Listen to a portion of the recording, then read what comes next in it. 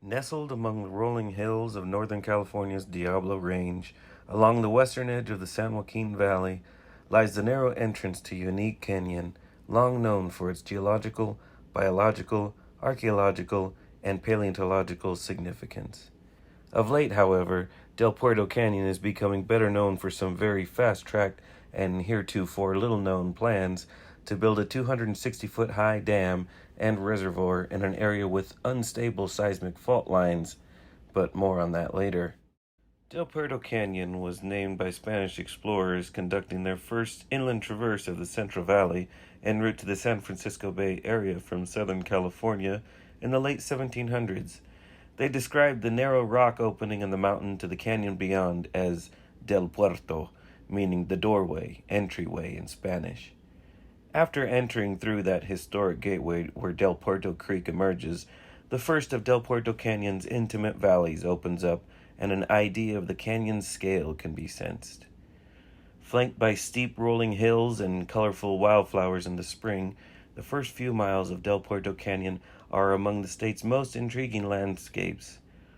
There are bobcat and mountain lion sightings, one of the West's largest golden eagle populations, remnant evidence of the endangered San Joaquin kit fox, and burrowing owls and badgers, among other animals. The gateway and surrounding land once belonged to the Hoyumne and Miumne Yokuts Indians, who lived in this area and migrated between Del Puerto Canyon and the San Joaquin River.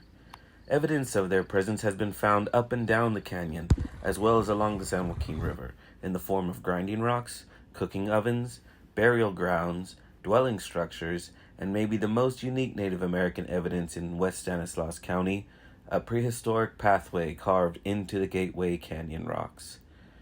Handholds and steps, weathered away over the years, still exist on the Gateway rock feature once used to help the natives, Spanish explorers, Mexican horse wranglers, and American miners through this canyon.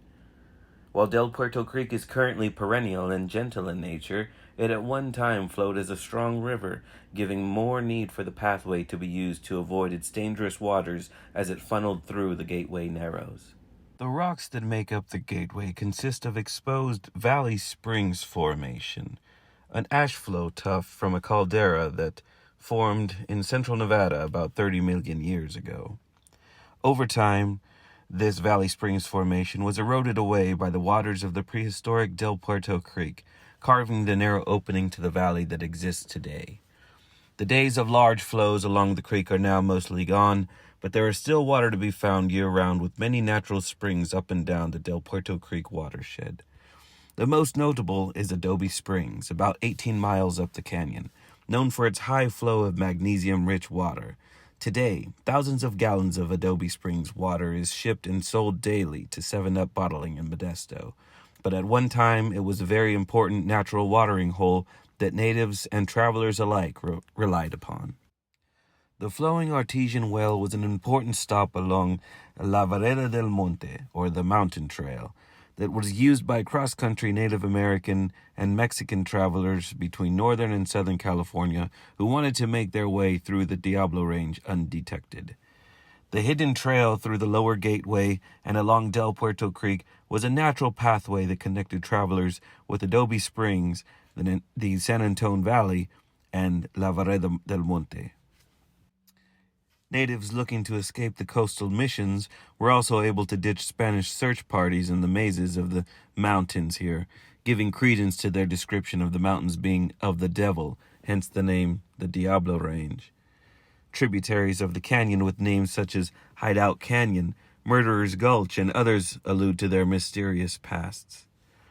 Following the Spanish and Native era in the canyon, Mexican horse drovers from Sonora, Mexico, including the famous Joaquin Murrieta, traveled through the gateway from the 1820s, when the land was Mexico, up until United States occupation in the early 1850s. These skilled horsemen utilized El Puerto's many box canyons to stash wild mustangs until gathering them for the annual drove of up to 300 head south through the mountain trail to the next watering hole, and eventually to their hometown in Sonora, Mexico, where the healthy mustangs would be sold for a good price. In 1936, while exploring just within the entrance to the canyon, a young man from the nearby valley stumbled upon remains of animals that had been buried in the ground for millions of years. His name was Alan Benison, and in 1936 he discovered what local legends claim were the first dinosaur bones to be found in California. Those of the hind limbs of a hadrosaur, buried since the late Cretaceous period. And a year later he found the skull of a mosasaur. So to call Del Puerto Canyon important geologically would be an understatement. Remember that the Valley Springs Formation that the Gateway is composed of? Well, those rocks were lifted and tilted by tectonic plate movement that affected the entire mountain range in a similar fashion.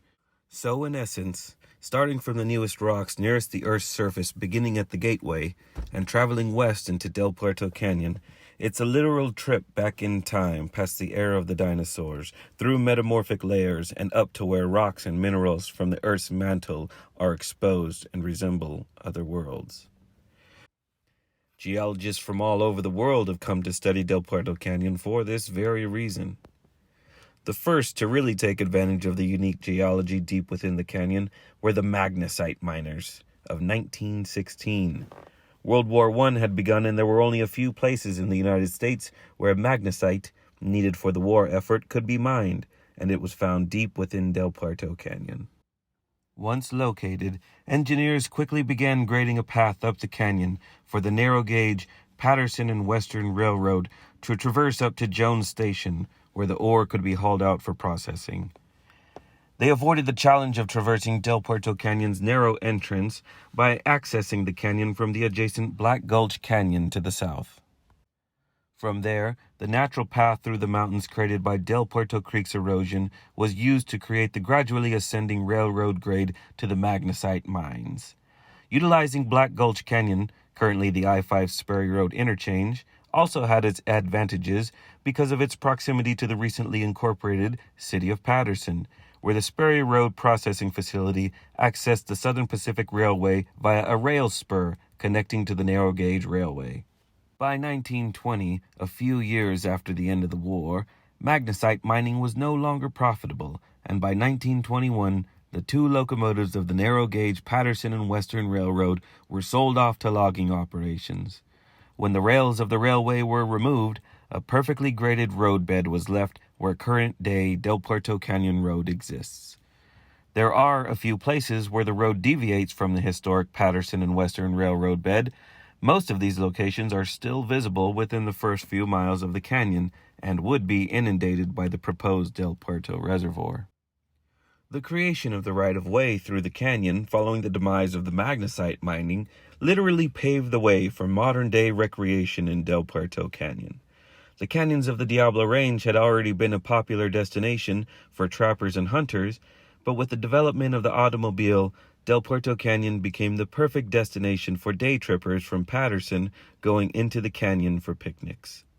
To this day, the 100-year-old road grade is still used for recreational and educational access through the canyon.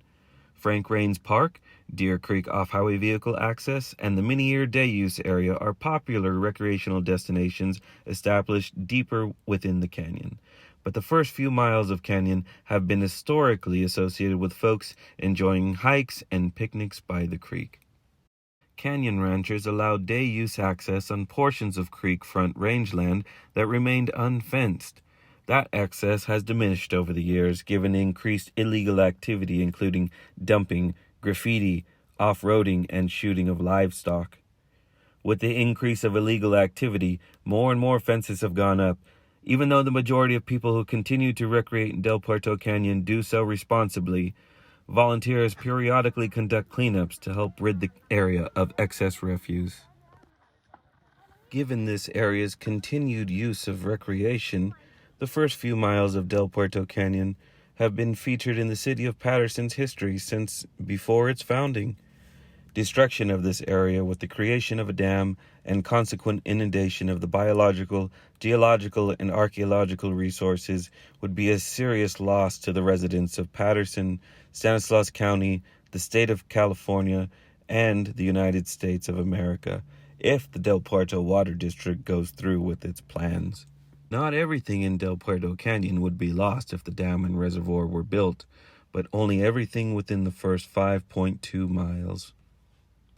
The gateway, the natural feature for which it is named, would be utilized to help ease the construction of the proposed dam. Lead agency in this proposal, the Del Puerto Water District, would use the dam to shut the gateway and store water within the first 5 miles of the Del Puerto Creek drainage, offering no recreational access to this area. The historic roadway would have to be rerouted away from the proposed reservoir and connected to Diablo Grande Parkway. The trees, the sacred cottonwood trees, which are the last living link to the Hoyumne and Miumne Yokuts, would be cut down by order of the Stanislaus County Board of Supervisors. If built, water from the Del Puerto Reservoir would envelop an area of the Del Puerto Creek drainage, known to be some of the fastest eroding land in the state of California, with active landslides currently documented. Local geologist Gary Hayes and environmental compliance expert Dr. Tom Williams have both warned that studies for the possibilities of landslides are inadequate. The Del Puerto Water District's plans also show its earthen dam situated almost directly along the San Joaquin fault line, which last broke in the 1860s with an estimated 6.0 magnitude earthquake. The city of Patterson, which so far has chosen to remain relatively quiet about the dam, currently has plans showing growth and infrastructure in an area that would be in the dam's inundation zone. The city's general plan shows infrastructure supporting a population up to 55,000 people, including plans for a new I-5 interchange right below where the proposed dam would be located. Interstate 5, the California Aqueduct, and Delta Mendota canals would be in danger of being washed away were there a catastrophic failure of the dam, not to mention losses of life by residents of Patterson. Members of the Del Puerto Water District Board have already said they are trying to fast-track this project in order to take advantage of federal WIN Act funding. In December, the Water District released its draft environmental impact report, shortly after announcing the beginning of the project in mid-2019. This is super aggressive, and any little thing can push this schedule. Many years would be needed to accurately study the unique nature of Del Puerto Canyon. At the very least, 1 full year of habitat and environmental study is in order. But for the Del Puerto Water District to claim they have an accurate study of the canyon after 5 months since inception of the project is absurd. Though the city of Patterson has stayed relatively quiet about the dam, the city Parks and Recreation Department worked to produce documents in the Parks and Recreation Master Plan that called for preservation of the gateway when development from the city of Patterson ensues. The city of Patterson's Parks and Recreation Department, as well as previous city leaders, have all recognized the gateway as an area of great cultural and ecological significance, and have called for a preservation of the area with recreational access for horseback riding, hiking, mountain biking, as well as plans for an outdoor amphitheater.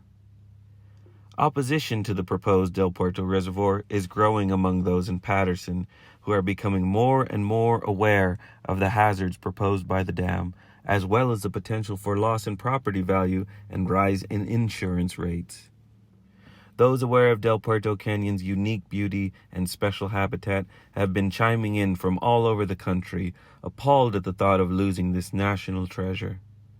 Online and physical petition signatures have amassed over 2,000 within a short time frame and continue to gain support as those opposed to the dam continue to be heard among Water District, County, and City of Patterson meetings of elected officials.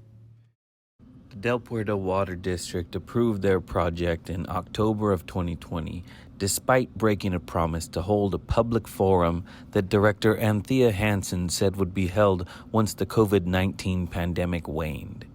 Quote, providing full explanations of the project and the associated flood mapping in a public forum where those interested can ask questions and receive responses is a commitment we have made. We had hoped to do this at scheduled meetings in March and April, but we won't be able to hold this meeting until COVID-19 restrictions are lifted. We look forward to meeting with the community when possible to present the completed mapping and to discuss other aspects of the project. Anthea Hansen, Patterson Irrigator, April 2nd, 2020. COVID restrictions are finally being lifted and local jurisdictions are starting to hold in-person meetings again. But the Del Puerto Water District didn't wait to hold the forum they promised. The dam was approved over video conference 4 months after Hansen made that commitment in October of 2020. Aside from Del Puerto Water District's aforementioned shortcomings, their approved environmental impact report also displays blatant discrepancies that groups such as the Center for Biological Diversity are currently challenging in court. But whatever the lawsuit's outcome, it will take many of us writing letters to newspapers, to local politicians, community members, and posting on their Twitters, Instagram, Facebook, and other social media accounts to make a difference. Did you know that Governor Newsom, Representative Josh Harder, and Senator Alex Padilla's office have already allocated funds for the dam? These representatives have yet to visit and learn about these areas of concern before making dangerous decisions that will affect us. We need you to help contact them to tell them to allocate those funds for a new state or national park protecting Del Puerto Canyon, the national treasure that it is. The proposed dam right above Patterson is dangerously close to becoming reality, with preliminary work possibly right around the corner. However, if we can get sufficient attention, it's still possible to stop the project and protect the future of Patterson, but that needs your action.